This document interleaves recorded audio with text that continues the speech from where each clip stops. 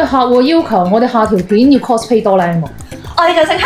整黑有人做㗎啦。邊個俾我揀一次整黑？佢邊個嚟㗎？佢邊個似整黑啊？佢係客戶個女。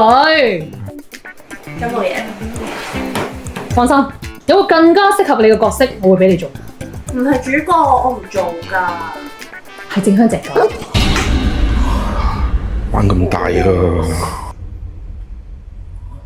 咁咪先係大雄。喂，你哋唔好咁過分啊！大雄假假地都係主角嚟㗎。大力，你做胖虎，阿 Music 你就做小夫啦吓。咁阿女就做哆啦 A 夢。唔係啊嘛，你叫我着咁厚嘅衫，好熱㗎喎。哎呀，放心。咁我哋今次 budget 唔係好夠啊嘛，咁你就用翻上次嗰套衫頂住檔先啦吓。請問我而家全身上下邊一忽似哆啦 A 夢呢？呢度咯。你即係話哆啦 A 夢似小丑啫？喂，你哋唔好咁過分啊！我唔想俾小學廣告啊！更加過分嘅嘢都未俾人告啦，有排都未到我哋啦。老細，你換好衫未啊？我好急啊！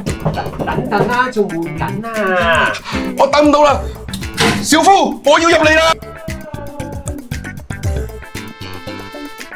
你搞咁多嘢就為咗呢一幕？